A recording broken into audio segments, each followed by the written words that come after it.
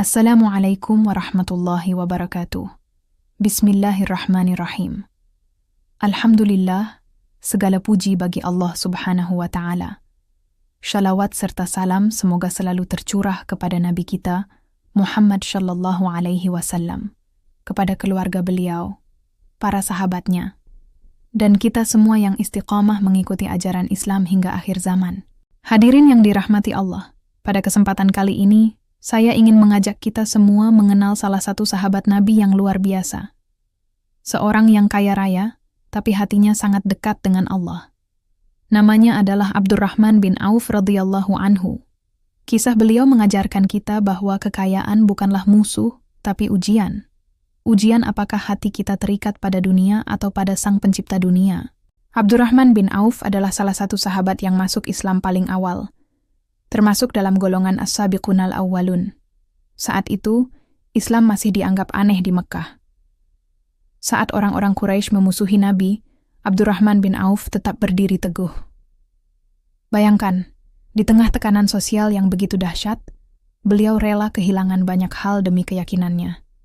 Bukan cuma kehilangan teman, tapi juga kehilangan rasa aman, harta benda, bahkan nyawanya pun terancam. Tapi beliau tetap bertahan. Karena beliau tahu, kebenaran itu jauh lebih mahal daripada kenyamanan sesaat. Puncak ujian itu datang saat Rasulullah memerintahkan kaum muslimin untuk hijrah ke Madinah. Inilah momen di mana iman benar-benar diuji. Ketika Abdurrahman bin Auf hijrah dari Mekkah ke Madinah, beliau meninggalkan segalanya. Rumahnya, hartanya, usahanya yang sudah mapan di Mekkah, semua beliau tinggalkan. Beliau datang ke Madinah benar-benar dengan tangan kosong, memulai dari nol. Lalu, Rasulullah mempersaudarakan kaum muhajirin yang datang dari Mekkah dengan kaum Ansyar, penduduk asli Madinah.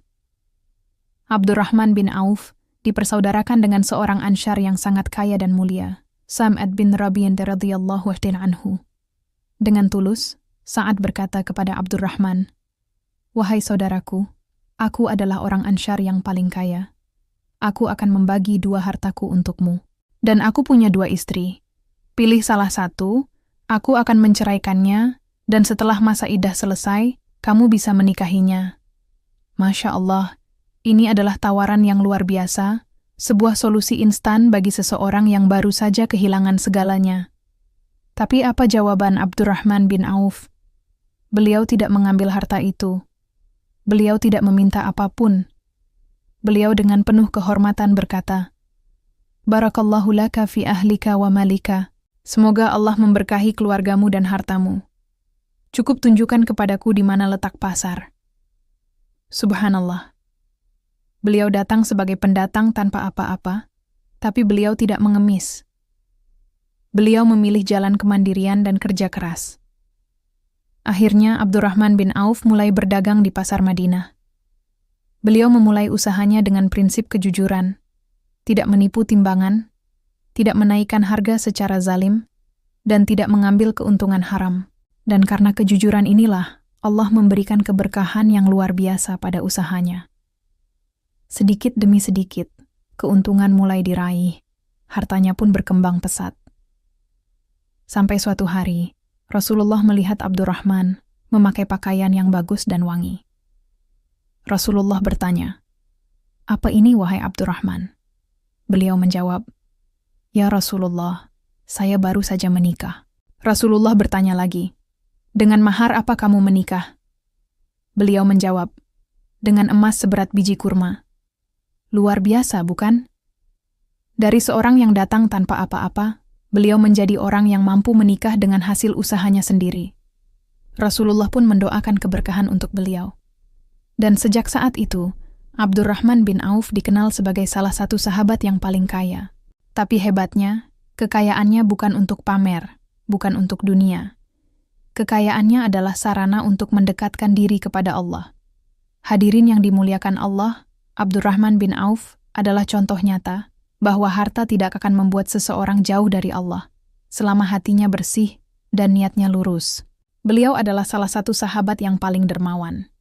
Diceritakan beliau pernah menyedekahkan 500 ekor kuda untuk perjuangan Islam, dan 1.500 ekor unta untuk jihad fisabilillah. Beliau juga sering menyumbang ribuan dinar tanpa ragu. Bahkan, ada sebuah kisah yang sangat masyhur. Suatu hari, sebuah kafilah dagang milik Abdurrahman bin Auf tiba di Madinah. Jumlahnya sangat besar, sampai-sampai suara unta dan barang dagangannya memenuhi jalan-jalan kota. Aisyah radhiyallahu anha yang mendengar keramaian itu berkata, "Aku pernah mendengar Rasulullah bersabda, Abdurrahman bin Auf akan masuk surga, tetapi merangkak." Ucapan ini sampai ke telinga Abdurrahman bin Auf. Mendengarnya beliau menangis. Beliau takut hartanya yang begitu banyak akan menjadi beban dan penghalang di akhirat kelak. Lalu apa yang beliau lakukan? Dengan berlinang air mata, beliau berkata, "Kalau begitu, aku akan jadikan semua ini sebagai bekal yang memudahkanku menuju surga." Dan saat itu juga, beliau menyedekahkan seluruh kafilah dagang itu. Semua barang dagangannya, unta-untanya, semuanya dibagikan untuk kaum muslimin. Subhanallah. Coba kita renungkan sejenak. Kadang kita punya satu kendaraan saja, berat rasanya untuk bersedekah. Tapi beliau punya satu rombongan kafilah yang nilainya tak terhingga, dan semuanya dilepaskan begitu saja demi ridha Allah. Hadirin yang dirahmati Allah, Abdurrahman bin Auf bukan orang biasa.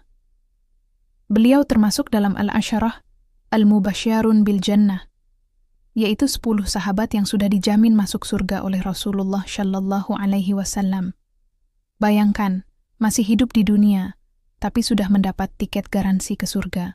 Namun, jaminan itu tidak membuat beliau santai. Justru beliau semakin takut kepada Allah, semakin banyak ibadah dan semakin banyak bersedekah. Karena orang yang benar-benar dekat dengan Allah bukanlah yang merasa aman dengan amalnya, tapi yang selalu merasa takut kalau amalnya tidak diterima. Dari kisah Abdurrahman bin Auf, kita bisa memetik beberapa pelajaran penting. Pertama, Islam mengajarkan kerja keras dan kemandirian. Beliau tidak meminta-minta, padahal ditawari harta melimpah. Kedua, kejujuran dalam berbisnis adalah kunci keberkahan rezeki. Ketiga, kaya itu bukan masalah. Yang berbahaya adalah ketika harta sudah menguasai hati dan melupakan akhirat. Dan yang keempat, sedekah tidak akan membuat kita miskin. Justru sedekah membuka pintu rezeki dan menjadi jalan tol menuju surga. Maka, mari kita sama-sama merenung. Kalau Abdurrahman bin Auf bisa meninggalkan seluruh dunianya demi Allah, kenapa kita masih sulit meninggalkan satu dosa kecil demi Allah? Kalau beliau bisa menyedekahkan kafilah penuh unta, kenapa kita kadang masih berat mengeluarkan sedikit dari apa yang kita punya? Semoga Allah menjadikan kita umat yang mencintai akhirat lebih dari dunia. Dan semoga Allah mengumpulkan kita kelak bersama Rasulullah dan para sahabat mulia di surganya. Amin ya Rabbal Alamin.